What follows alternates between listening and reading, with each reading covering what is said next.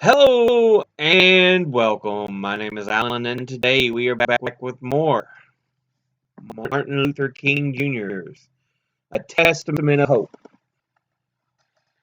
This particular piece is called Who Speaks for the South?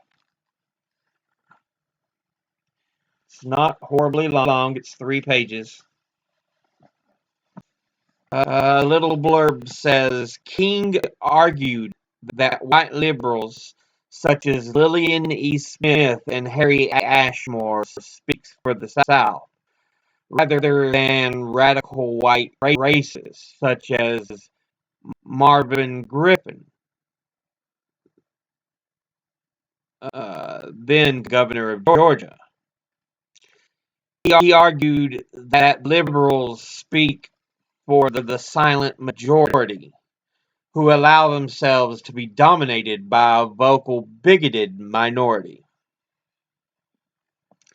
But let's go ahead and jump into this.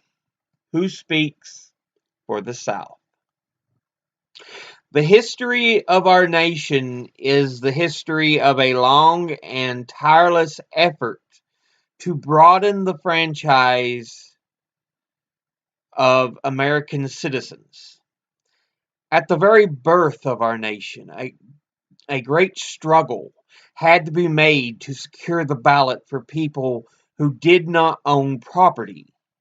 Even among the founding fathers, there were men who felt that only those who owned property should have the right to vote.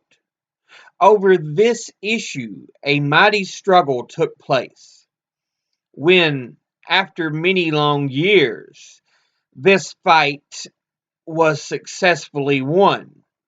A great effort was made by women seeking to obtain the franchise. Again, after weary decades of agitation, the 19th Amendment to the Constitution opened a new chapter in the lives of women and in the life of our nation. Thus, we see that from 1789 to 1920, disenfranchised Americans fought and won their basic right to vote. However, for the Negroes of the South, there was still no ballot. Whether they owned property or were penniless, whether male or female, these American victories in the extension of democracy did not affect them. But this history does not provide a profound lesson for the voiceless Negroes. It teaches us how struggle is won. We see that the poor men of 1776 did not accept disenfranchisement without protest. In a legal manner, these pioneers fought as hard for the vote as they had fought as Minutemen at Lexington and Concord. Later, when women decided the time had come for them to vote, they were far from submissive or silent. They cried out in the halls of government. They agitated in the homes. They protested in the streets, and they were jailed. But they pressed on. Their voices were vigorous, even strident, but they were always effective. Through their courage, their steadfastness, their unity, and their willingness to sacrifice, they won the right to vote. From these women, we have learned how social changes take place through struggle. In the same tradition of determination of confidence in the justice of a cause, Negroes must now demand the right to vote. And these qualities of courage, perseverance, unity, sacrifice plus a nonviolence of spirit are the weapons we must depend upon if we are to vote with freedom. America must begin the struggle for democracy at home. The advocacy of free elections in Europe by American officials is hypocrisy when free elections were not held in the great sections of America. To Negro Americans, it is ironic to be governed, to be taxed, to be given orders, but to have no representation as in a nation that would defend the right to vote abroad. We have a duty to deliver our nation from the snare of this delusion. Let us make our intentions crystal clear. We must and we will be free. We want freedom now. We want the right to vote now. We do not want freedom fed to us in teaspoons over another 150 years. Under God, we were born free. Misguided men robbed us of our freedom. We want it back. We would keep it forever. This is not idle chatter, for we know that sacrifice is involved, that brutality will be faced, that savage conduct will need to be endured, that slick trickery will be overcome. But we are resolutely prepared for all this. We are prepared to meet whatever comes with love, with firmness, and with unyielding nonviolence. We are prepared to press on unceasingly and persistently to obtain our birthright and to hand it down to our children and to their children's children. Already, this struggle has had its sacred martyrs. The Reverend George Washington Lee, shot and killed in Mississippi. Mr. and Mrs. Harry Moore, bombed and murdered here in Florida.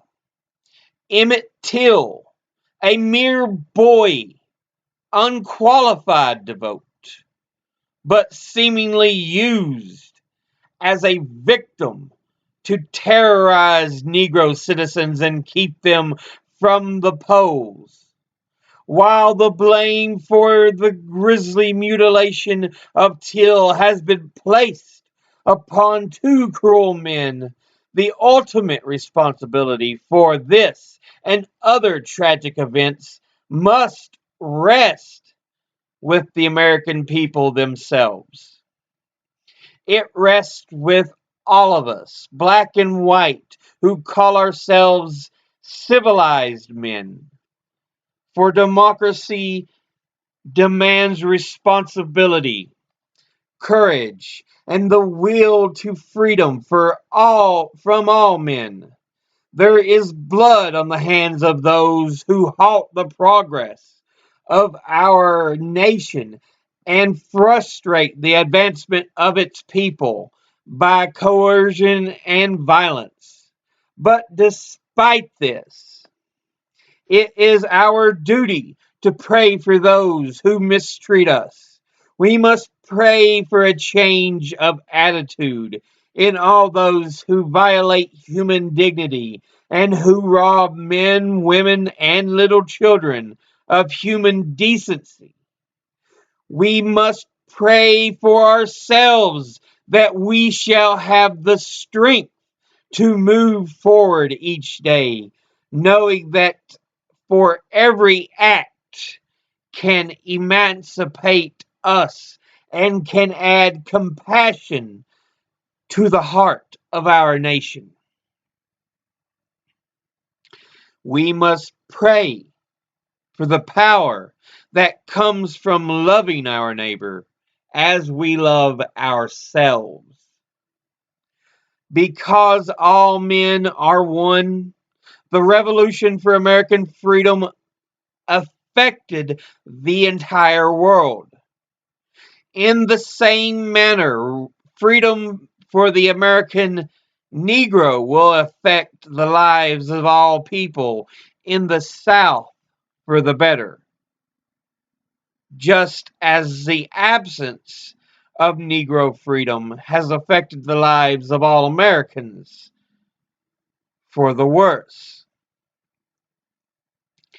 This can be seen from the tragic consequences, the insecurities that have emerged from the disenfranchisement of Negroes in the South. The ghastly results have been borne alone by the Negro.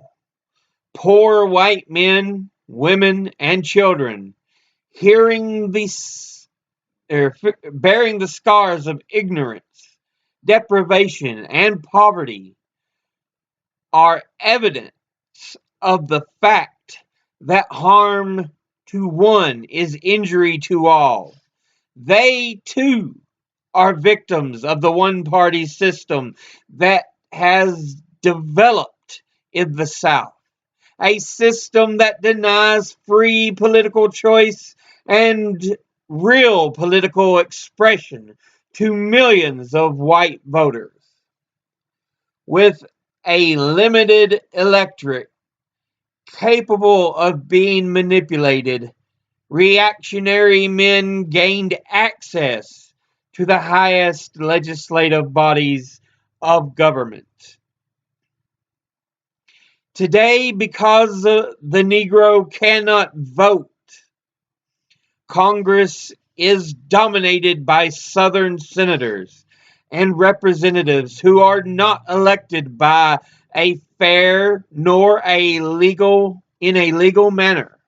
The strange position of these men as chairmen of the most important committees in the House and Senate enables them to filibuster and to bottle up legislation urgently needed for the economic and social welfare of all Americans, Negro and white. Hence, it may clearly be seen that it is not the Negroes alone who suffer, but the nation as a whole.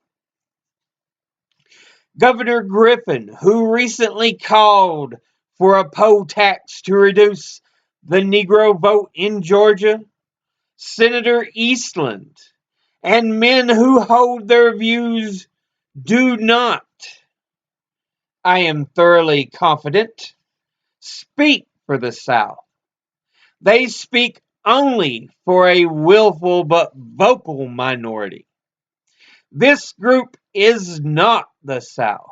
I believe that voices like those of Miss Lillian E. Smith of Georgia, Mr. Harry Ashmore of Arkansas, and the ever-growing list of the white Christian ministers, such as the group that recently issued a statement in Atlanta, Georgia, who these voices represent the true and basic sentiments of millions of Southerners, whose voices are yet unheard, whose course is yet unclear, and whose courageous acts are yet unseen. In the name of God, in the interest of human dignity, and for this cause of democracy, I appeal to these millions to gird their courage, to speak out and to act on their basic convictions.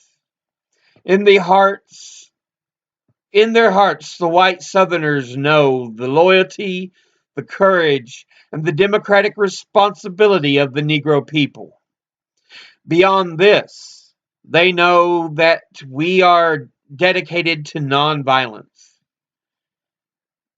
Just as I have urged Negroes to face the calculated risk involved in resisting injustice nonviolently, I implore the white Southerner of goodwill to face the calculated risk that working openly for justice and freedom demand. We Southerners, Negro and white, must no longer permit our heritage to be dishonored before the world. And the South should know that the effort of Negroes to vote is not merely a matter of exercising rights guaranteed by the United States Constitution. The question is beyond rights. We have a duty to perform. We have a moral obligation to carry out. We have the duty to remove from political domination a small minority that cripples the economic and social institutions of our country and thereby degrades the and impoverishes everyone. This was printed in Liberation 2, pages 13 through 14 in March 1938.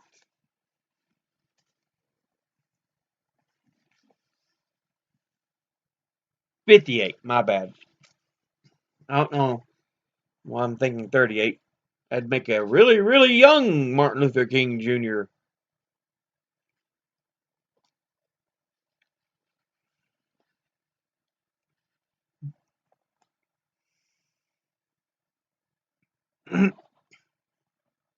So, yeah, he really speaks out about the right to vote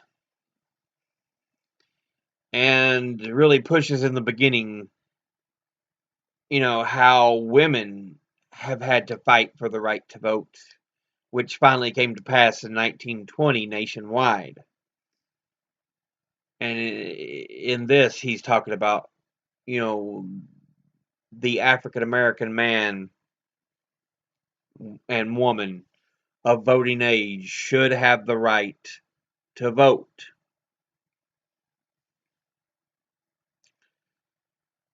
And he talks about the cruel acts perpetrated on certain people of color.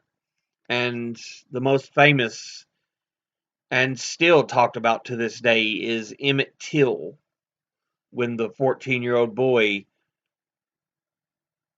accused of whistling at a white woman was beaten to death.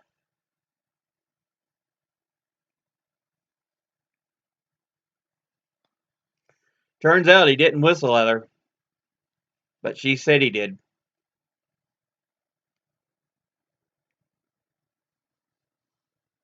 Yeah.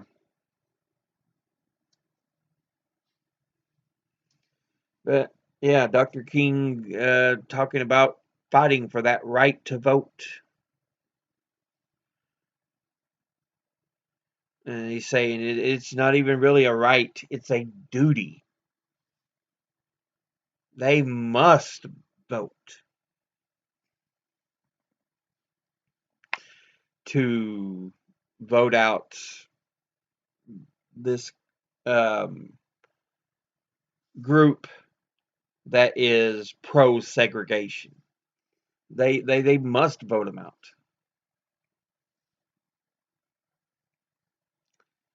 But yeah. But that'll be it for now, as always.